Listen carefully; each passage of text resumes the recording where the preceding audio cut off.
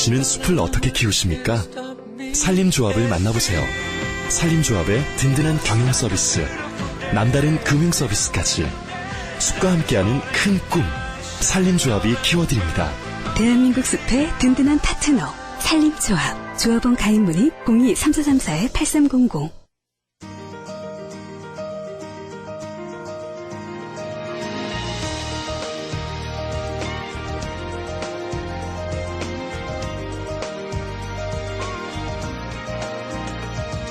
성경섭이 만난 사람.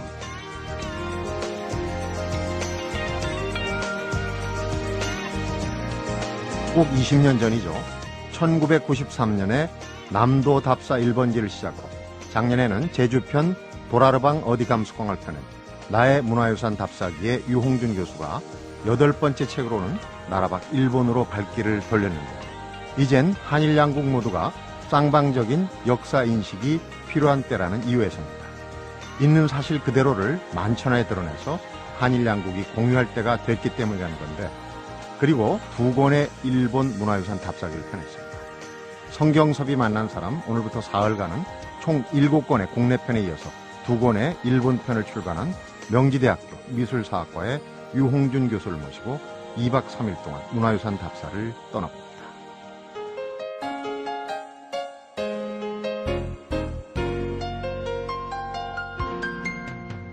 안녕하십니까. 어서 오십시오. 네, 안녕하세요. 너무나도 유명한 나의 문화유산 답사기의 유홍준 교수님입니다. 인터뷰 잘 안 하시는 분인데 어렵게 모셨습니다. 감사합니다. 네. 문화유산 답사기 7권의 책, 아마도 그동안 팔린 걸 생각하면은 온 국민 그 서재의 책꽂이 한 권 정도는 다 갖고 계시지 않을까 하는 생각이 들어요. 뭐 베스트셀러를 하겠다는 의식은 없이 썼는데, 네. 기본적으로 여행에 관한 책이잖아요. 네. 그러니까 사람들이 어디 떠나는 것은 다 좋아하니까 네. 거기에다가 우리 문화에 대한 이야기를 덧붙인 것이 교양을 겸하니까 좋아했던 것 같아요. 네. 그리고 전국의 문화유산이 있으니까 책은 계속 나오게 됐던 거죠. 네. 재미도 있고 의미도 있는 그런 이제 이번에는 아직 이제 국내 편이 마무리가 안 된 걸로 알고 있는데, 네. 일본 쪽으로 발길을 돌려서 이제 일본 속의 한국을 네. 찾아보는. 근데 이게 책도 나오자마자 또 인기가 이렇게 있으니 어떡합니까? 또 계속 기행을 하셔야 될 것 같은데. 언제고 제가 쓸 생각은 갖고 있었죠. 네.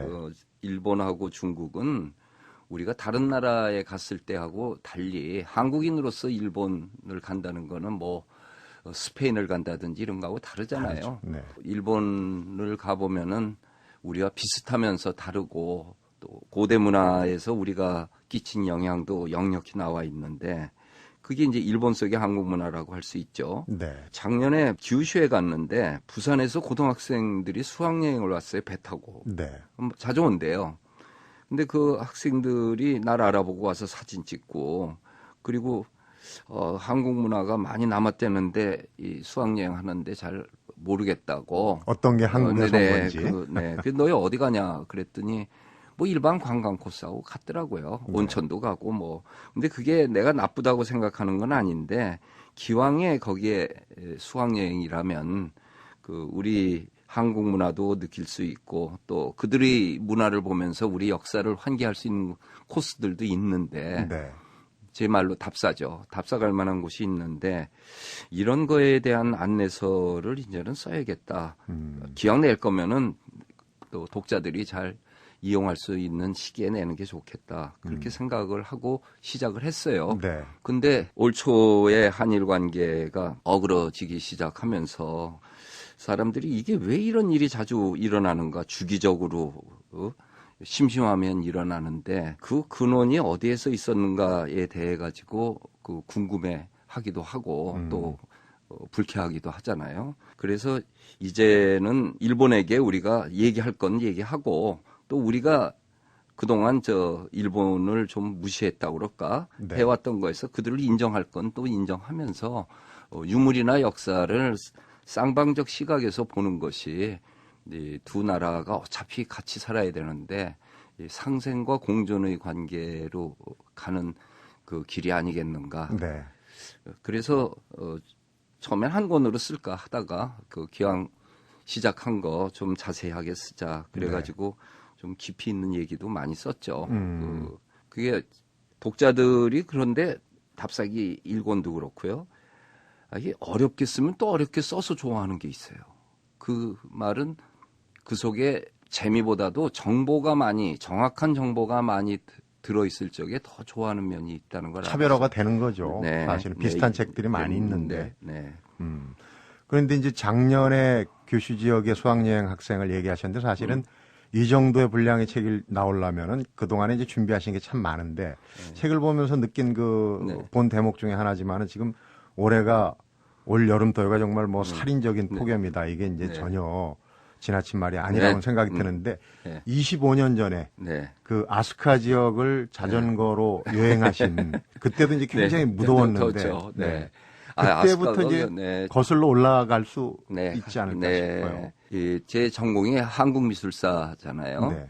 근데 한국미술사를 쭉 공부하다 보면은 우리가 한반도에서 이루어진 역사를 보는 게 한국 문화사고 한국미술사라고 생각을 하는데 이 고대 사회 속에서의 서로 영향을 주고받는 것을 보면 동시대 중국과 일본 미술사를 줄긋기를 같이 하지 않으면은 한국 문화의 아이덴티티가 잘 안 보입니다.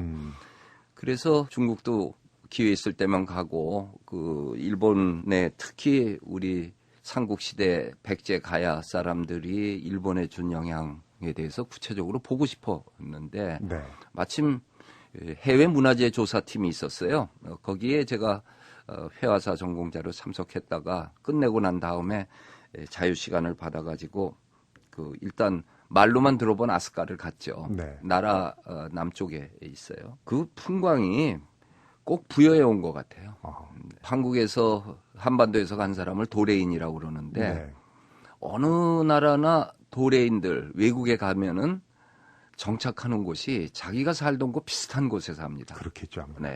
미국에서도 뉴욕에서 보스턴 쪽으로 가다 보면은 저기는 이태리 사람 마을, 저긴 독일 사람 마을 그러는데 그 마을은 꼭 독일 풍경 같고 이태리 풍경 같고 그래요. 거기에 고대 국가가 탄생하다가 나라로 가면서 이제 일본이라는 국호도 생기고 지들이 말하는 천황제도 생기고 그러는데 그 전에 고대 문화 태동기는 아스카죠. 성덕태자 시절이죠. 그리고 그 유적들이 되게 폐허가 됐어요. 전쟁이 아니라 세월이 오래돼서 뭐 나라를 가봐야 동대산이 이런 큰 그 절들이 있고 아스카에는 없습니다. 작아요.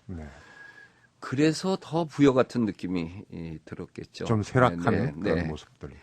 근데 거기 꿈을 파는 집이라고 하는 그 간판이 있더라고요. 렌탈 사이클 꿈을 파는 집. 내가 그 꿈을 파는 집이라는 그 간판에 쏠린 것 같아요. 자전거 대여점 이름이 제목이 아주 상호가 그렇겠군요. 그래서 거기서 하나 빌려가지고 우리 교과서에 나오는 다카마스 고분에 가봤죠. 그리고 그 건너편에 도레인 고향 히노쿠마 마을에 도레인 신사가 있어요. 좀 쓸쓸했어요. 거기서 보고 그 다음에 일본에 처음으로 공식적으로 큰 절을 지은 게 아스카 데라라고 아스카사인데 백제인들이 가서 지어줬죠. 그리고 그때 그게 596년인가 그런데 그때 처음으로 일본에 기와집이 들었습니다. 백제의 유명한 와박사들이 초청받아가지고 기와 잘 굽는 와박사들이 기와집을 올렸어요. 그럼 그 당시에 왕의 집은 어떻게 생겼나? 나무 판자 지붕이었습니다. 이 문명이 이제 그때부터 그 개화되는 거죠. 우리는 이제 뭐 너와 이렇게 얘기도 하고 산간 지역에 나무 조각으로. 또는 저 지피라고 안 그러고 왜 새라고 그러죠? 새로 그냥 두껍게 엮어 갖고 있는 집들 그런 거였어요. 거기를 보면서 도레인들의 자취가 숨쉬고 있는 것이 진짜 고향에 온 것 같았어요.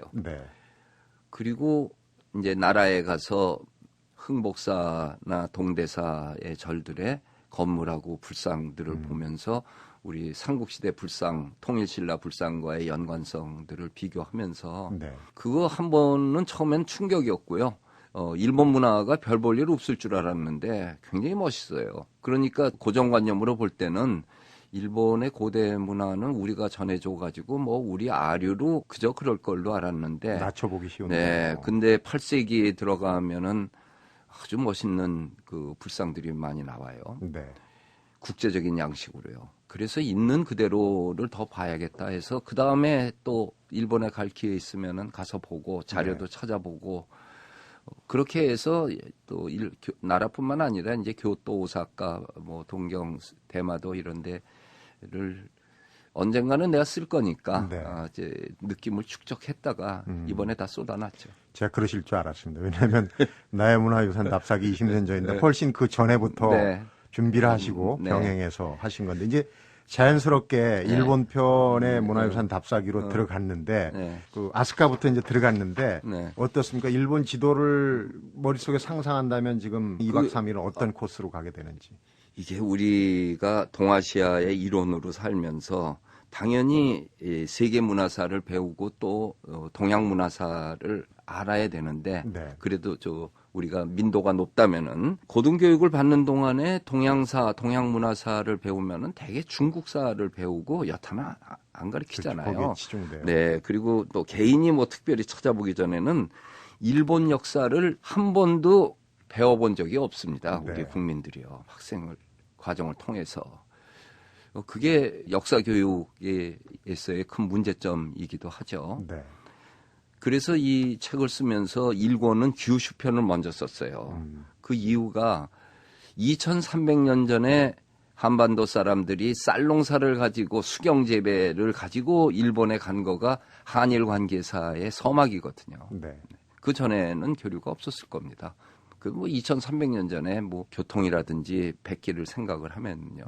그래서 일본 역사를 보면은 이제 신석기 시대 우리가 빗살무늬 토기를 할 적에 걔네들은 승문 토기, 조문 토기라고 하는 거를 사용해서 전혀 다른 민족입니다. 네. 걔네들은 아이누족이라고 우리 들어본 그 홋카이도에 남아있는 원주민들이죠. 그들이 일본 열도에 몇십만 명이 살고 있었어요. 근데 2300년 전에 갑자기 이 규슈 지역에 수경재배라고 물론에서 벼를 재배하는 사람들이 나타난 거예요. 이 사람들이 일본 열도의 삶을 체질대 바꿔 놔가지고 어느 책을 봐도 일본 역사는 2300년 전에서부터 1700년 전까지 600년간을 야요이 시대라고 하고 그때가 청동기 시대거든요. 이제 부족 국가로 가는 때죠. 이때에 누가 쌀농사를 가져와 가지고 일본 열도를 변화를 시켰는가? 뭐 모든 사람들이 다 한반도에서 건너간 사람들, 네. 그들을 이제 바다를 건너왔다 해서 도레인이라고 그러죠.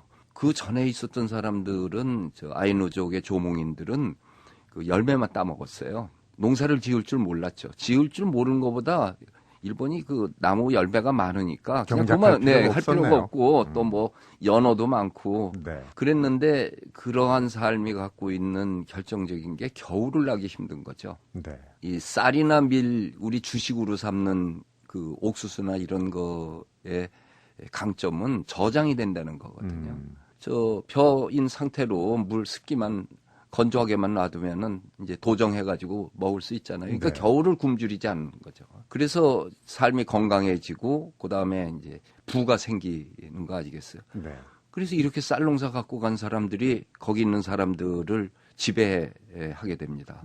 그 구체적인 유적지가 이 사가현에 있는 요시노가리라고 하는 곳이에요. 네. 이 요시노가리라고 하는 곳이 80년대에 발굴한 건 세계적인 그 관심거리였는데 무슨 일인지 모르겠는데 거기 600년 동안 마을이 성장해가지고 이제 철기 시대, 고분 시대로 넘어가는 그 AD 300년 무렵에 마을이 그냥 그대로 묻혀버렸어요.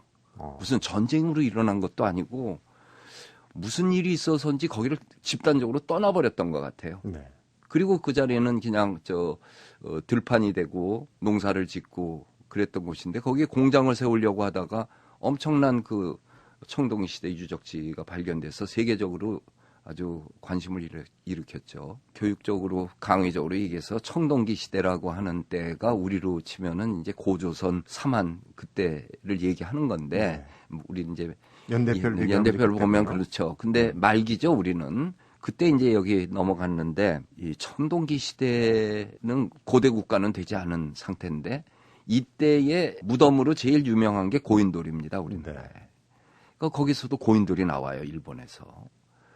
그런데 더 기가 막힌 것은 청동기 시대 죽음의 장소는 발견이 돼도 삶의 터전은 참 발견하기가 힘들어요. 잘 안 나타나요. 그 이유는 청동기 시대 사람이 살던 데는 지금도 살거든요. 그 사람들이 처음 자리 잡고 살았던 데는 살기 좋은 데 잡았을 거 아니에요. 네. 그러니까 거기를 중심으로 팽창을 했으니까 그때 사람들이 뭐 2000년 후 사람을 위해서 뭐 유물을 거기다 넣어뒀겠어요? 쓰레기고 뭐 그냥 버리는 거죠. 네. 마치 우리가 뭐 2000년 후 사람을 위해서 어디 뭘 묻어두는 거 아니잖아요. 아무렇지 그냥 살 뿐인 거죠. 네. 거기에서 살던 사람들의 그릇이나 청동기나 이걸 보면은 완전히 한반도하고 똑같아가지고 네. 몇 년 전에 국립중앙박물관에서 일본인의 뿌리, 야요이인들의 원조인 한반도하고 그 같이 일본 고대 문화의 뿌리라고 하는 제목으로 전시회가 열렸어요. 네. 왜 요시노가리 출토품하고 우리 출토품하고 다 비교를 한 거죠. 그게 이 일본 열도의 이제 인구를 보면은 요즘에는 DNA 조사를 잘하기 때문에 재밌는 일들이 많이 나옵니다. 그 야요이 이전에 신석기 시대 원주민, 일본 원주민의 뼈 요만큼을 얻으면은 네.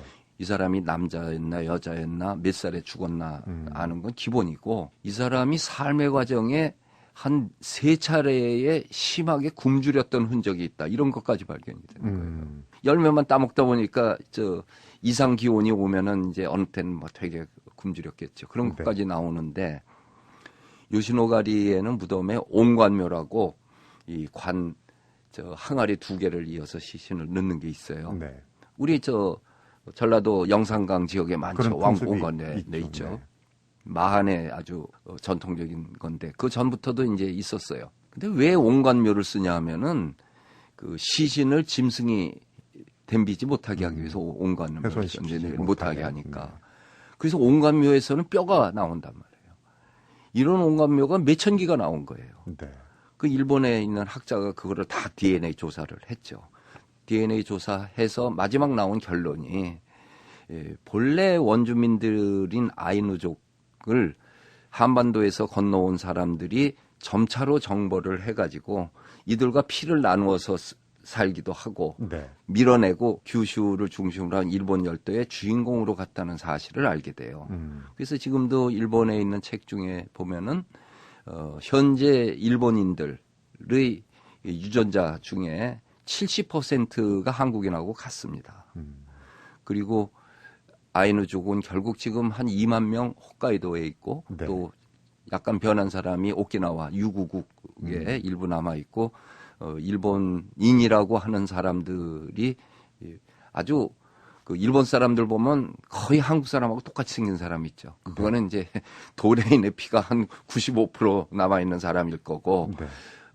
우리 한국 한반도 사람은 얼굴이 그 계란형으로 길고 당시 보면은 키도 한 160, 165 되고 이 아이누족을 보면은 얼굴이 직사각형이고 수염이 이렇게 저 새우처럼 이렇게 수염이 나고 그 키가 작고 이 피를 계속해서 나누면서 일본 사람 중에 왜 키 작고 또 우리가 일본인이라고 딱 보여지는 사람들이 있잖아요. 예전에 이제 외라고 불렀잖아요. 그래서 그 사람들이 이제 아이누 쪽의 피를 많이 우리하고 반반 섞었다든지 했는데 그래서 총균세를 쓴 제러드 다이아몬드가 양국 사람들은 인정하기 힘들지 몰라도 네. 명백히 뼈와 돌이 토기가 얘기하는 바에 의하면은 어린 시절을 같이 보낸 쌍둥이 같은 그 존재였다. 한 핏줄이다. 네. 그렇게 형성이 됐는데 한일 양국의 평화는 이 고대사를 있는 사실 그대로 네. 성공적으로 복원하는 데 있지 않냐. 그래서 요시노가리만 가도 네. 우리가 이렇게 한일 간의 관계도 보여줄 뿐만 아니라 우리 역사를 새롭게 보는 거를 주기 때문에 네. 그래서 규슈부터 시작했어요. 그래서 이제 네. 규슈에 네. 들어가는데 네. 잠깐 이제 그 중간에 네. 정리를 하면서 뭐랄까 답사의 어떤 포인트를 잡는 네. 그런 시간이 좀 필요할 것 같습니다. 성경섭이 만난 사람 오늘은 나의 문화유산 답사기 두 권의 일본 편을 펴는 명지대학교 미술사학과의 유홍준 교수를 만나보고 있습니다.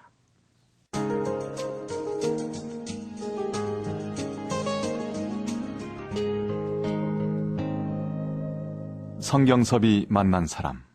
교수님 책에도 있고 일반적으로 이제 우리는 근대사의 컴플렉스가 있고 일본은 고대사의 컴플렉스가 있다. 이 역사에 대해서 서로 이제 그 조금 드러내놓고 얘기하기 꺼려하는 부분이 저도 일본을 좀 늦게 1990년대 초에 갔는데 가서 네. 길거리 풍경이 네. 우리랑 너무 비슷해요. 네, 차에 그렇죠. 쓰인 네, 글귀, 네, 상호, 네. 일단 뭐 삼성 이런 네, 식으로요. 네. 그건 이제 제가 본 거는 근대사의 컴플렉스거든요. 네, 야, 저게 네. 일본에서 온 거구나. 네. 고대사의 문제는 또 학자들이 볼 때는 네. 앞전에 좀 전에 얘기했던 그런 부분인데 교수님이 이제 결정적인 얘기를 하셨더라고요. 어떤 삼국 시대라기보다는 오국 시대로 봐야 된다. 이건 저 네. 해석하기에 따라서는 일본 사람들이 괜히 기분 나빠할 수도 있는데. 좋아할 수도 있죠. 난 그렇게 보는데요. 네. 왜냐하면은 일본이 역사 왜곡을 2번 합니다.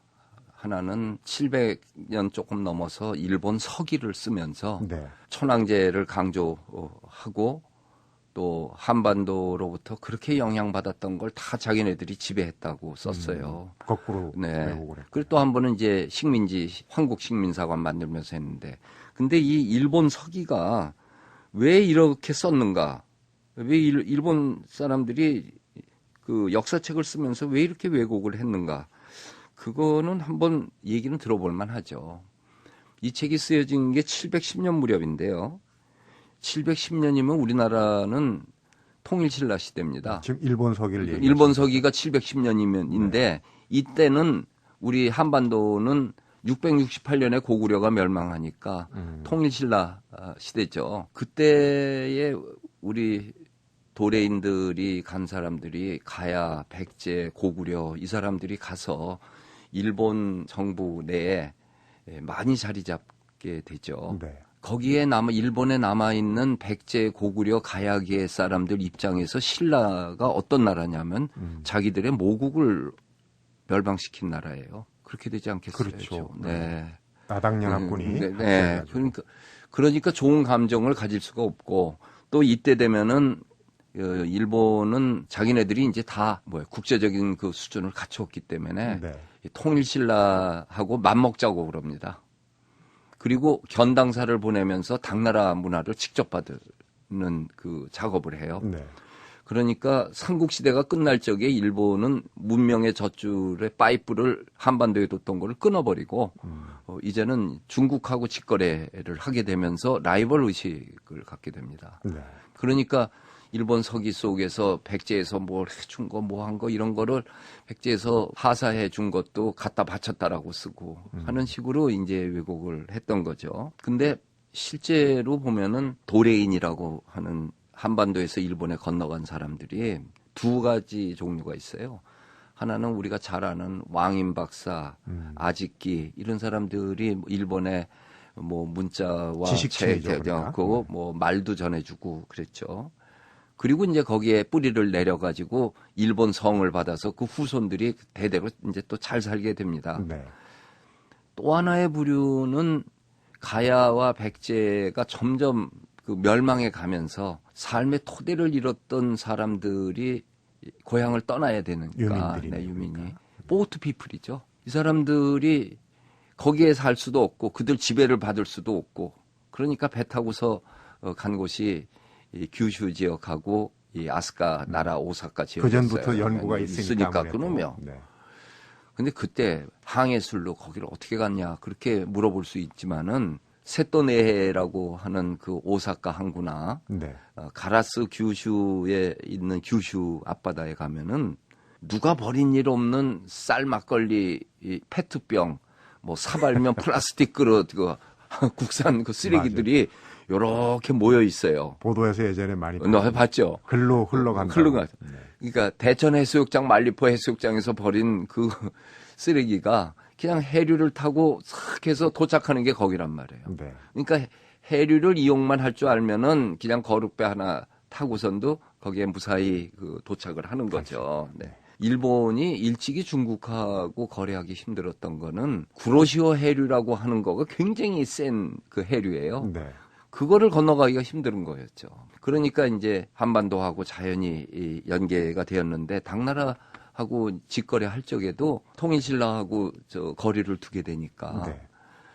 이 사람들이 처음에 당나라 가는 거가 규슈에서 남해안으로 와서 서해안을 타고 올라와서 그 태안반도, 태안에서 산동반도로 가는 것이 그게 일본에서 중국 가는 코스였어요. 네. 그랬다가 통일신라하고 사이가 불편해지면서 이 길이 차단돼 버렸단 말이에요. 그러니까 제 15차 견당사인가 갈 적에는 아예 발해로 가요. 저 북쪽으로, 연해주로. 그래서 거기서 육로로 발해로 가가지고 네. 그리고 그 다음에는 이제 직접 오키나와 쪽, 유구 쪽으로 해가지고 아주 남쪽으로 해서 가는데 배 세 척이 가면은 한 척은 언제든지 풍랑에 쓰러졌어요. 그럼에도 불구하고 이제 20번을 이제 가게 되는 거죠. 그게 일본이 크게 고대사에서 한반도와의 관계를 갖는 거에 도레인의 큰 역사는 이 700년을 넘어서 버리면은 이제 도레인이 일본 문화에 영향을 주는 일은 거의 없게 됩니다. 의미가 좀 퇴색하죠. 거기에 가 있던 사람들이 계속해서 이제 자손들이 커가는 거가 있고 네. 요 2300년 전에서 1700년까지 청동기 사람들은 쌀농사의 문제였고 AD 300년에서 600년 일본의 고분 시대라고 하는 시대는 네. 가야하고 백제 사람들이 철하고 그다음에 토기, 네. 그다음에 말, 마구, 갑옷 이런 것들을 전해주는 것이 일본이 고대 국가로 가게 했던 거고 네. 아니 거기다 결정적으로 문자하고 불교를 전해주죠. 이게 내가 책 제목이 빛은 한반도로부터라고 쓴 거가 실제로 그래서 문명의 빛은 한반도로부터 들어간 거였습니다. 네. 개괄적인 얘기를 했고 규슈 지방의 빛은 한반도로부터 지금 말씀도 하셨지만은 우리가 여기 그 답사를 하면서 규슈 지방에서는 그냥 지나치면 안 될 거 중요한 네 곳만 좀 짚어주시고. 네. 아리따 이거는 이제 훗날 임진왜란 때 우리 도공들이 가가지고 일본의 도자기 혁명을 일으키거든요. 네. 그러니까 규슈 지역은 크게 요시노가리의 청동기 시대 간 사람이고 그다음에는 17세기에 네. 그 16세기 말에 임진왜란 정유재란을 일본 사람들이 야키모노 젠소라고 그러거든요. 도자기 전쟁이라고. 왜냐하면 거기에 참가했던 다이묘들이 그 대명이라고 하는 그 영주들이죠. 네. 영주들이 참전해서 돌아갈 적에 우리 기술자들을 많이 납포해 갔어요. 그 납포해 갔는데 그 중에서도 아주 그 핵심적인 게 도공이었습니다. 네. 일본이 그때까지 자기를 못 만들었거든요. 그 지방에서 막사발 만들던 사람들을 붙잡아 가가지고 도자기를 만들어라. 그래가지고 그 아리따에서 이삼평이라고 하는 분이 네. 백토 광산을 발견해가지고 처음으로 백자를 만들어내요. 1616년에 그 광산을 발견하죠. 그래가지고 이 이말리 항구를 통해서 네덜란드 동인도 회사 사람들이 유럽에다가 수출하는데 성공을 합니다. 원조는 우리인데 네. 일본에서 오히려 더 그게 참 맞았고. 일본이 운이 좋았던 면이 있던 게 네덜란드 동인도 회사 사람들이 대단한 장사꾼이었거든요. 네. 그래서 이 양자강 하구에서 중국 도자기 사가지고 유럽에다 팔아서 아주 떼돈을 벌었는데 차이나라는 게 뭐 도자기를 얘기할 정도는 중국은. 네. 근데 그때 명나라 청나라가 싸우니까 장사 소비자는 확보됐는데 물건이 공급 안 되는 거예요. 그래서 그 동인도 회사 사람들이 나가사키에 지사가 있었는데 그 바로 옆에 있는 아리따에 와갖고 너희들 요런 거 만들면 우리가 팔아주마. 근데 그거 팔아가지고 성공을 했어요. 네. 그 다음에 일본이 각 지역마다 도자기, 영주들마다 도자기를 만들기 위해서 가라스 야키도 있고 하기 야키도 있고 사스마 야키, 규슈 지역 전체가 도자기 신소재의 새로운 기술 혁명이 일어나죠. 네. 그게 오늘날까지 세계 도자 시장을 일본이 석권하고 있는 그 뿌리가 됩니다. 네. 그 유적지들은 가볼 만하죠. 우리의 원형을 거기서 발견하는데 이제 교수님 말씀대로라면 네. 그거는 우리 것에서 시작됐지만은 네. 우리 것보다 더 훌륭한 부분도 있다. 아, 인정해야 된다는. 그 점에서 우리가 임진왜란 때 도공에 끌려갔다는 건 다 알아요, 사람들이. 네. 가서 아주 노예처럼 사역을 해가지고 고생을 했다. 이렇게 알고 있는 사람들이 또 많아요. 그것도 왜곡입니까? 실제로는 그 사람들이 가서는 장인 대접을 받았어요. 마음대로 해줄 테니 좋은 도자기만 만들어라 하고 영주가 직접 지시하고 영주하고 직거래했어요. 네. 그들이 조선에 있을 적에는 지방 까만 사람들이에요. 지방 막사발 만들던 천민이에요. 양민도 아니고 천민 대우를 받던 사람들이 일본에 가가지고는 이 산업공상에서 사에 해당하는 사무라이 대접까지 받았습니다. 최상위 계층. 그렇죠. 그리고 이 도자 처음으로 고력토 광산을 발견한 기삼평은 신사의 신으로 모셨습니다. 네. 도산 신사에 모셔져 있는 신이 3명 있는데 그중에 한 분이 이삼평이라고 하는 분이에요. 네. 우리가 그 점에서 반성을 해야죠. 이 일본 사람들이 잡아가서 끌어가가지고 그 다음에는 그들에게 기술 혁신을 할 수 있는 여건을 주니까 그들이 각 지역마다 다른 색다른 아름다운 도자기를 만들어서 17세기 이후 일본 도자기가 세계 시장에 진출해서 오늘날은 석권했다. 그러니까 아무리 좋은 고유 기술이 있어도 장인을 장인 대접하지 않고 그것을 잘 만들겠다는 의지가 없고 그 좋은 그릇을 쓰는 소비 문화가 없으면은 그 문화는 죽는다. 네. 우리가 반성해야죠. 네. 일본 속의 우리 문화유산 답사기 규슈 지역을 돌아보면서 이제 우리가 배울 것, 느낄 게 상당히 많다는 생각이 들었고 오늘은 규슈 지역 한 군데하고 개괄하기도 참 벅찼습니다. 오늘 기행은 여기서 일단 마무리하고 네. 내일은 또 다른 지역으로 가야 될 텐데 내일 갈 지역은 참고로 나라 지역을 한번 나라 보죠. 지역입니다. 아스카 나라 네, 지역입니다. 네, 아스카 나라를 그러면 보죠. 이제 일본 편 문화유적 답사기 내일 네. 기약하면서 오늘은 여기서 인사드리겠습니다. 교수님 오늘 수고하셨습니다. 감사합니다. 성경섭이 만난 사람 오늘은 나의 문화유산 답사기 일본 편을 펴낸 명지대학교 미술사학과의 유홍준 교수를 만나봤습니다. 두시만세 듣는 사람이 얼마든지 많고 많은데 윤정수 이유진의 두시만세는 3시에 시작합니다. 3부가 속았죠?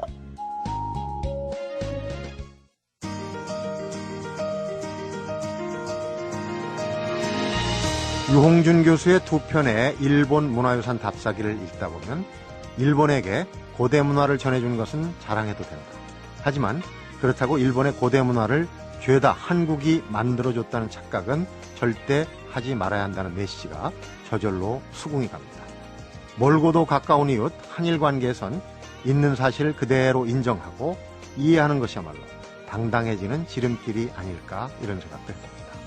성경섭이 만난 사람 오늘은 여기서 인사드리고 유홍준 교수와 함께 떠나는 2박 3일의 문화유산 답사는 내일로 이어집니다.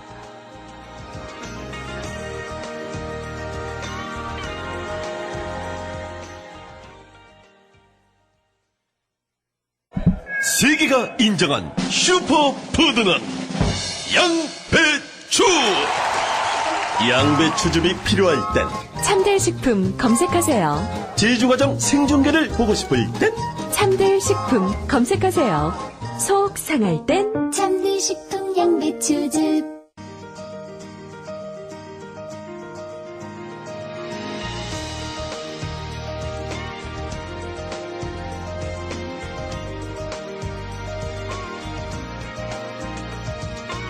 성경섭이 만난 사람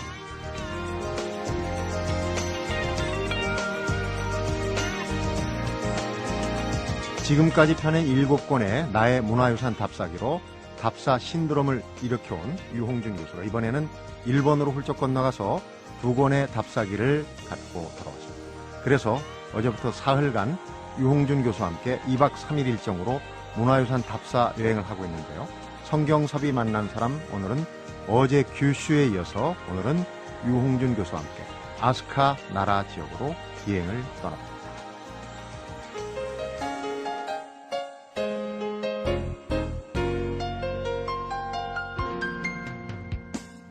이동준 교수님 안녕하십니까? 네, 안녕하세요. 어제 규슈 지역 기행 또 왜 한일 양국의 역사를 쌍방간 역사로 네. 들여다봐야 되는지 얘기를 들었습니다. 사실 요즘 한일 관계로 보면은 이런 얘기를 풀어내기가 좀 조심스러운 측면이 있어요. 그래서 뭐 독화살에 맞선다는 그런 심정까지도 얘기를 하셨는데 그게 이제 우리가 삶의 문화에 자신감이 있거든요. 뭐 누구한테 세계 어느 나라 사람한테 기술로나 정신력으로나 문화로나 질 의사가 없잖아요. 네.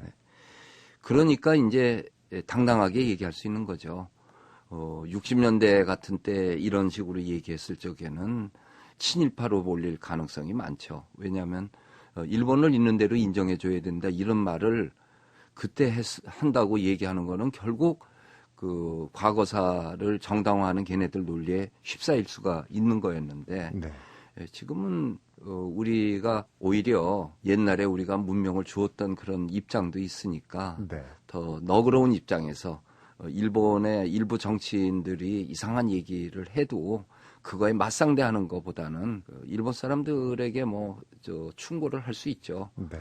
당신들이 섬에 갇혀서 살아서 그런지 남들하고 같이 사는 데는 참 미숙한 것 같다. 섬 밖으로 나와서 세계 속에서 같이 살려고 하면은 같은 한 사회 구성원으로서의 책임도 져야 되고 또 동아시아의 리더가 되고 싶다면은 리더다운 덕을 길러야 될 거 아니냐. 네.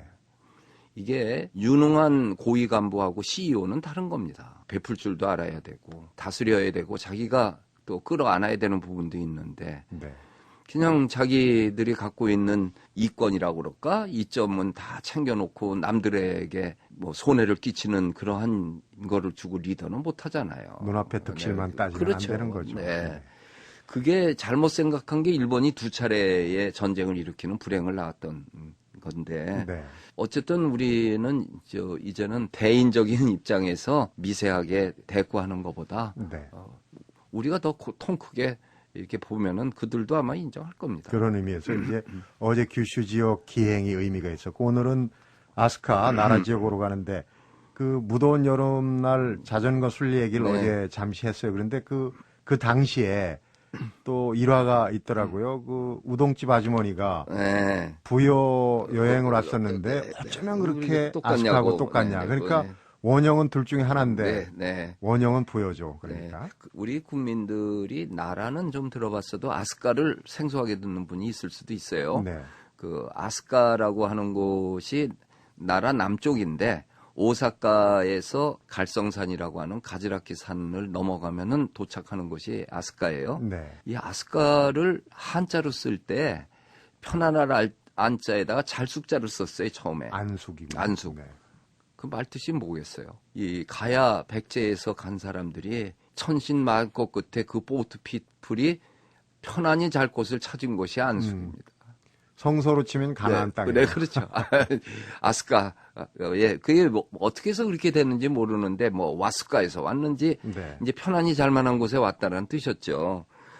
그게 처음에 이 사람들이 간 곳이 오사카에서 그 갈성산 아래쪽이었어요. 근데 거기에 자꾸 오는 거예요, 사람들이. 그래서 이 사람들이 여기서 산 넘어서 또 갔어요. 거기도 아스카라고 그랬는데 여기는 날비자에다가 세조자를 써서 그 비조라고 쓰고 그 아스카라고 발음을 해요. 지금도 그렇게 씁니다. 우리가 얘기하는 건 이제 네. 그 비조. 네, 비조라고 그러는 거죠. 네.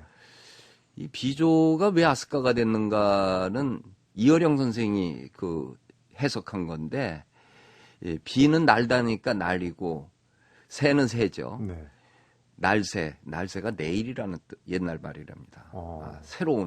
새로운 아스카로 간 곳이 지금의 아스카고 먼저 있었던 아스카는 일본말로 치카스 아스카라고 해서 가까운 아스카라고 해서 지금도 동네 이름이 가까운 아스카예요. 비조는 그러니까 신도시네요. 그렇죠. 신도시죠. 도레인들이 네, 간. 그리고 거기를 금레인, 이막기라고 그랬거든요. 새로운 사람들이 사는 곳. 거기가 아스카인데 이 일본 역사책을 이렇게 들여다보면요. 우리나라도 뭐 그 사만 시대에서 삼국 시대 통일신라 고려 이렇게 하죠. 네. 일본은 어저께 얘기했던 그 야요이 시대 네. 끝나고 나면은 300년부터 600년까지는 고분 시대라고 하는 시대가 지나요. 네. 그리고 대부분의 책에서 550년에서 710년까지는 아스카 시대라고 돼 있습니다. 아스카 지역이 중심이고 그다음에 710년에서 794년까지 이 8세기는 나라 시대예요. 네. 그다음에 이제 교토로 가서 1000년간 가는 것이 이제 헤이안 시대부터 에도 시대까지 교토가 1000년 수도가 되죠. 네. 그러니까 교토 이전에는 나라고 나라 이전에는 아스카고 그 아스카 이전에는 우리로서는 가까운 아스카고 그렇게 된 것이 기본적인 역사 지도라고 그리고 얘기를 해야지 제가 하는 얘기가 뭔 얘기인지. 그러니까 이제 모르겠어요. 그 아스카 지역의 우동집 네. 주인 아주머니가 네. 보여와 비슷하다고 네. 느낀 게 이제 네, 그런 시대죠. 그렇죠. 그 백제 사람들이 주로 갔거든요. 네. 이 가까운 아스카에는 가야 사람들이 먼저 가서 있었고 네. 거기선 비조라고 하는 곳은 이 백제 사람들이니까요. 네. 이 아스카 지역에는 또 굉장히 우리한테도 유명한 사찰이 하나 있지 않습니까? 일본에서 이제 호리주라고 부르고 네. 법륜사. 네. 네. 근데 법륜사. 거기 법륜사 가기 전에 아스카 시대의 중요한 아스카 시대를 언제부터를 아스카 시대라고 그러느냐? 그 학자마다 다른데 550년 무렵에 백제 성왕이 불교를 전해준 거. 그때를 아스카 시대의 기점으로 잡는 학자가 있어요. 네. 대개 그때 그 550년 무렵부터로 잡는 이유가 이 불교가 그때 공인되거든요. 불교는 그 전에 들어왔지만 완전히 국가적으로 공인되는 게 550년 무렵입니다. 네. 이게 왜 중요하냐면은 영국의 케네스 클라크라고 하는 그 미술사가가 시빌라이제이션이라는 유명한 BBC 프로를 만들면서 고대 국가 중세의 국가가 되기 위해서는 세 가지가 반드시 있어야 되는데 네. 하나는 영토가 있어야 되고 두 번째는 강력한 율령 체계가 있어야 돼요. 율은 법률이고 령은 행정이거든요. 네. 법률 체계와 행정 조직이 완성돼야 되고 세 번째는 종교가 있어야 된다. 종교가 끼는. 네. 왜 그랬는가 현대인은 이해가 안 될 수 있지만은 그 당시에는 매스컴이 없었다는 사실을 기억하라고 그랬어요. 어떻게 국민 총화를 이루겠는가. 그래서 그 전까지는 샤만의 전통으로 부족을 끌고 갈 수 있는데 규모가 커지니까 발달된 종교를 갖다 쓸 수뿐이 없어서 네. 서양은 기독교, 동양은 불교로 귀착하게 됐다. 그래서 우리도 불교를 이데올로기로 삼아서 고대 중세 국가를 온 거하고 똑같단 말이에요. 네. 근데 이게 오면은 토착 세력들하고 갈등을 일으킵니다. 우리나라에서도 신라의 불교가 정착하는데 무척 고생을 했어요. 네. 무코자가 뭐 100년 후에 다시 온 것도 그렇고 화백제도에서 6명 그 사람들의 반대로 2차 도원이 희생양이 되고 난 다음에 불교가 공인되잖아요. 순교자로. 네, 순교를 하지 않을 수가 왕도 희생양을 가져야지나 승인할 수 있는 거였죠. 네. 일본도 마찬가지였어요.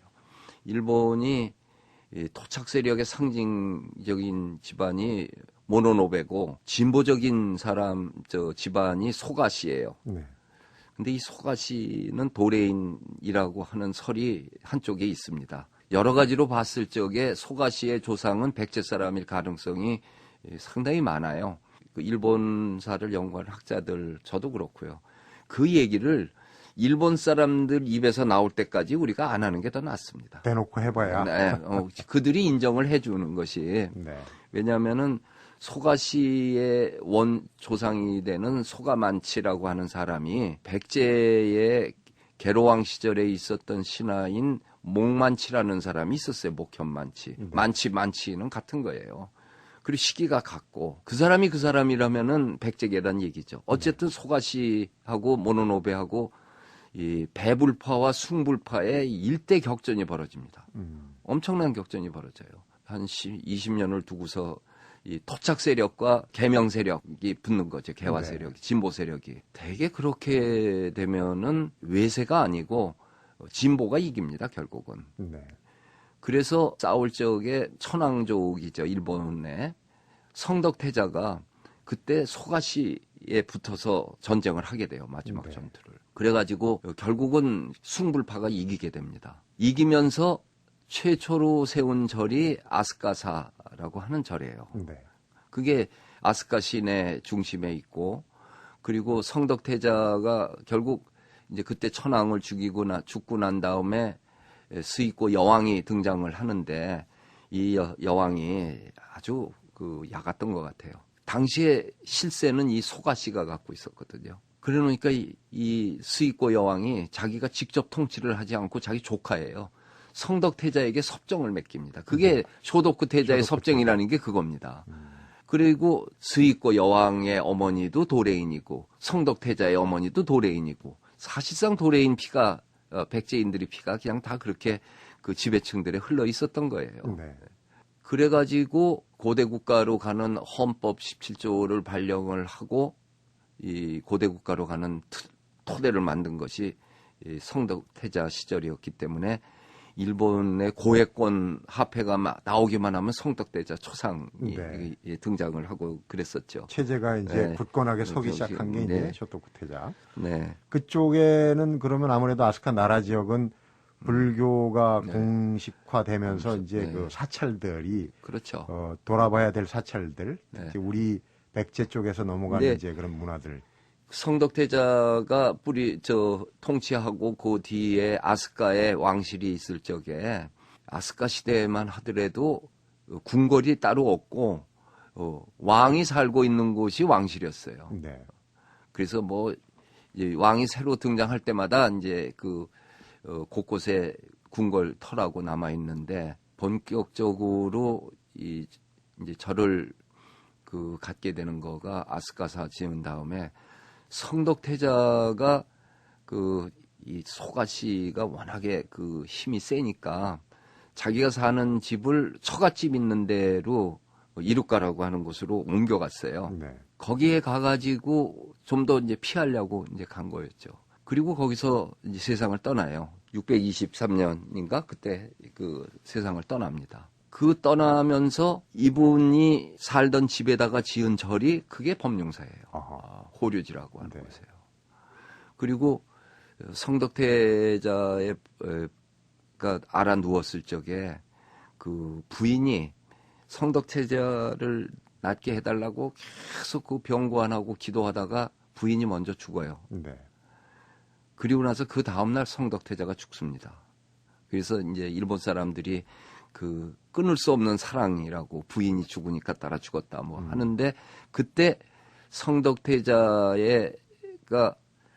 극락세계에 환생하는 것을 기원하면서 만든 금동불상이 법룡사의 석가삼전상이라고 하는 청동불이에요. 근데 그 불상을 만든 사람은 또 도레인이에요. 그 기술자가. 곳곳에 하여튼 도레인들의. 네, 그거 없이는 설명을 할 방법이 없는 거예요. 그렇군요. 그리고 법룡사라고 하는 절을 짓는 기술자들도 백제에서 간 도레인들이고요. 네. 그러니까 이 법룡사로 호류지라고 일본 사람들이 얘기하는 여기는 경주 부여에 현재 목조 건축 남아 있는 게 없는데 우리 삼국시대에 잃어버린 그 목조 건축을 하나를 보는 그런 기분을 갖게 되죠. 네. 아스카 나라 얘기를 하고 있는데 그쪽에서 이제 배경 설명은 됐으니까 네. 좀 눈여겨봐야 될 네. 거 또 아스카 나라 쪽에 유적 중에 이제 우리하고 관련 있는 부분들을 또 한번 짚어보도록 하겠습니다. 성경섭이 만난 사람, 오늘은 나의 문화유산 답사기 일본 편을 펴낸 명지대학교 미술사학과의 유홍준 교수를 만나보고 있습니다.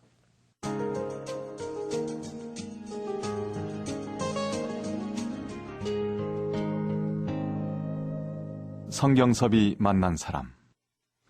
일본 문화 속의 도레인들의 그런 발자취를 짚어보면서 이제 사찰 얘기를 했는데 요즘 얼마 전에 광복절이었습니다마는 야스쿠니 신사 얘기가 많이 나오거든요. 그러니까 이제 일본 문화를 얘기하면서는 이제 신사, 사찰을 조금 이제 혼돈해야 하는, 헷갈려하는 부분이 있습니다.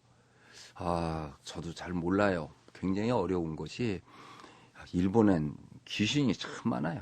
신사가 8만 개가 돼요. 그 신사가 자기네들이 아주 싸움 잘하는 사람을 모셔놓은 신도 있고 또 공부 잘한 사람을 모셔놓은 것도 있고 그런가 하면은 어디는 도레인 신사가 있죠. 네. 또 이삼평 같은 사람을 모셔놓은 신사도 있죠. 좀 인간도 우러를 만한 신이 사람은 전부 그냥 있고 신사예요. 그건가 하면은 뭐 젓가락 모셔놓은 신사도 있고 또 남근석을 모셔놓은 신사도 있고. 네. 왜 이런 일이 있는가 하면 일본에는 신도라고 그러는데 그 신도는 종교라고 보기에는 좀 말이 안 되는 것이 종교면은 교주도 있어야 되고 무슨 경전이 있어야 될 거 아니에요. 그게 없어요. 네. 그냥 신이라고 하는 개념으로만 갖고 있는 거예요. 그리고 그 지역에서만 독특하게 형성되어 있는 사람이나 또는 자연 경관, 자연 물산이 신으로도 모셔지는데 네. 그다음에 이러한 신도를 갖고 있는 상태에서 불교가 들어왔잖아요. 근데 이 불교하고 이 신도하고 갈등을 일으킨 게 아니라 둘이 그냥 합쳐져 버려요. 어디까지가 불교고 어디까지가 신도인지 모를 정도로 합쳐져요. 네. 우리가 뭐 융합, 복합, 화합, 별 합자를 다 쓰는데 일본에서는 이거를 습합이라고 그럽니다.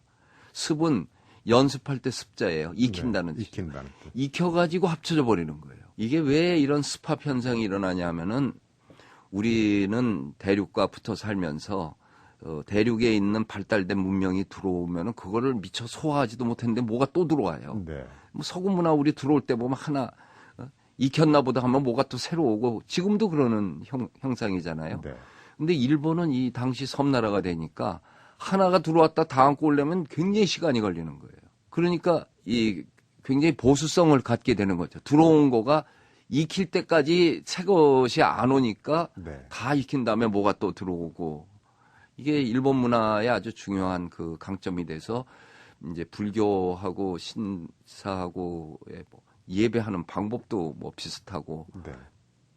그러던 것이 이 신사하고 불교하고 분리된 게 명치 유신 때, 메이지 유신 때 일본 사람들이 이 군국주의로 가기 위해서 왕정 복고를 하기 위해서 신불 분리 작업을 합니다. 네. 신도하고 불교하고는 딱 갈라버리는 거예요. 그리고 이제 그 명치 천황을 갖다가 아주 신성시하게 만들어 놓기 위해서 국가 신도를 만들기 위해 갖고 불교를 탄압해요. 그걸 폐불회석이라고 그러는데 네. 엄청나게 스님들에게 승복 벗기고 군대로 보내버리고 그리고 잘 떠나라 그러고 중들도 다 결혼하라고 그러고 또 고기 먹으라고 그러고 그때 나온 유명한 요리가 스키야키예요. 그냥 부들부들하게 해서 먹지 않던 고기 먹으려니까 그렇게 그때 뭐 일본에 목불상이 많은데 불상을 갖다가 불질러 버리기도 하고 네. 뭐 아주 야만적인 그 문화 파괴를 했죠. 우리도 억불숭이가 있었지만 그 정도는 조선 아니잖아요. 초에는 그랬죠. 불상을 그냥 목을 쳐서 그 이데올로기의 만행이라는 거는 이 원자폭탄보다 더해요. 네. 그 홍위병이 그 문명 파괴한 거, 탈레반이 불상 부시는 거. 그때 이제 페놀로사 같은 미국인 학자가 아주 통탄을 하고 그때 막 뭐 쓰레기로 버리는 그 불교 미술품들 이거를 그분이 안타까워서 사간 것이 그대로 보스턴 미술관에 줘서 보스턴 미술관이 일본 미술 아주 최고 콜렉터가 되죠.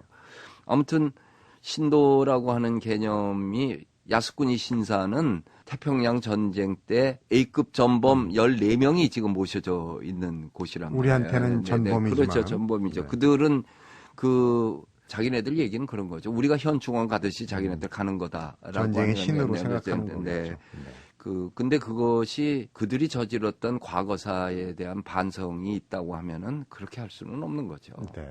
그게 독일을 반만 배워도 그렇게 안 할 겁니다.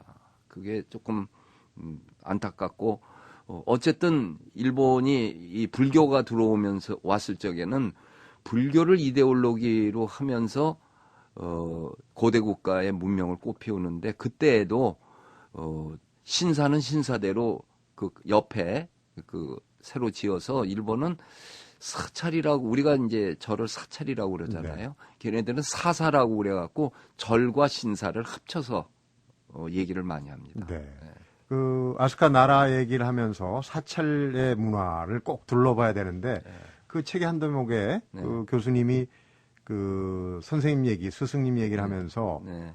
그 청동불두 하나 이제 모든 걸 다 네. 아울러서 제일 기억에 남는 거 하나를 얘기하라고 하면 이제 그 산전사인가요? 네, 산전사에서 나왔는데 흥복사 박물관에 있죠. 네. 지금 국보관에. 그게 왜 그런 감동을 주냐면은 청동불두인데요. 삼국시대로부터 영향을 받았던 불교 문화가 일본화가 된 작품입니다. 그 작품에.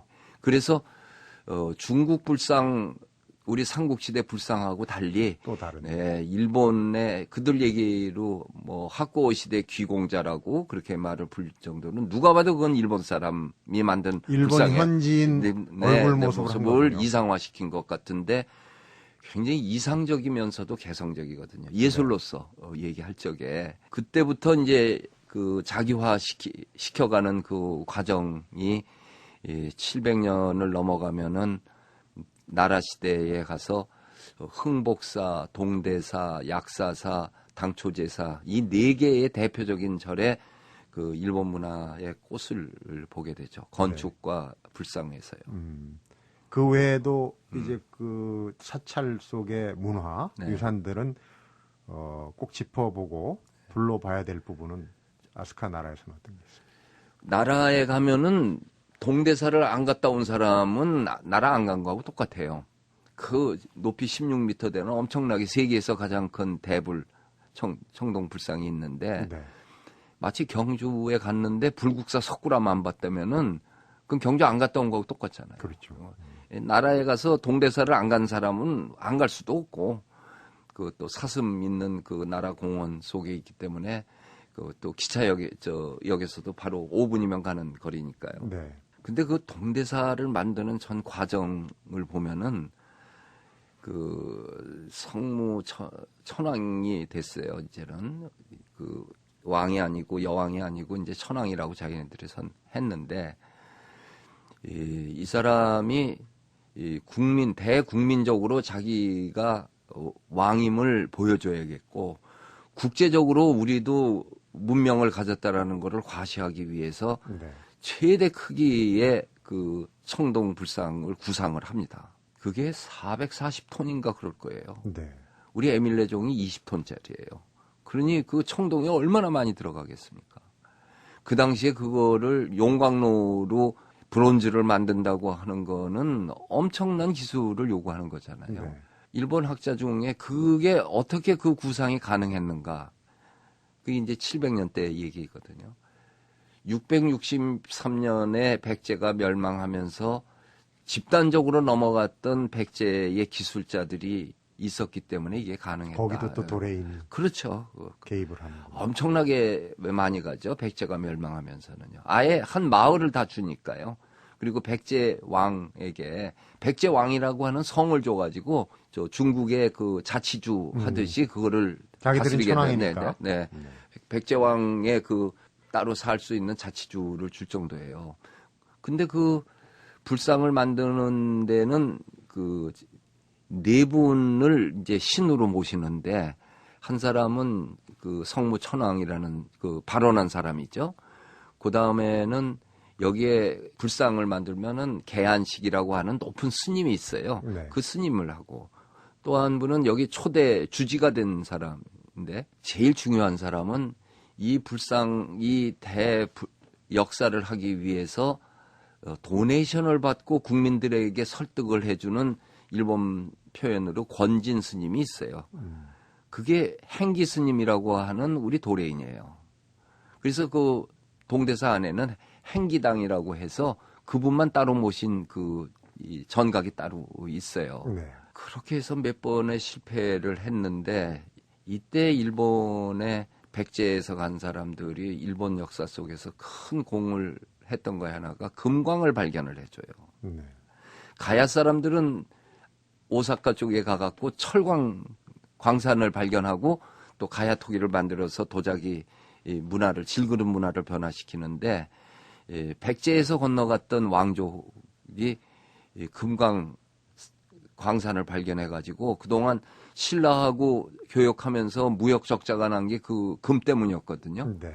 그거를 해결을 해주게 됩니다. 무역 역조를 해결했고요. 네, 해결해 요새 말로 줬어요. 하면. 네. 그리고 한국이라고 하는 한자를 일본에서는 가라라고 읽어요. 이제 가라꾸니라고도 읽는 게 그게 외국이란 말이거든요. 네. 그래서 한국도 가라고, 가야도 가라고, 또 매울 신자의 나라 국자에도 가라라고 가라꾸니라고 그러는데 동대사 바로 옆에 가라꾸니 신사가 있는 거는 도레인들의 그 일해줬던 사람들에 대한 그 고마움으로 세워놓은 그 신사가 작은 신사가 있어요. 네. 그러니까 동대사의 대불이 엄청나게 아름답다는 것을 하고 장대하다는 것은 이제 안내자가 설명을 하는데 네.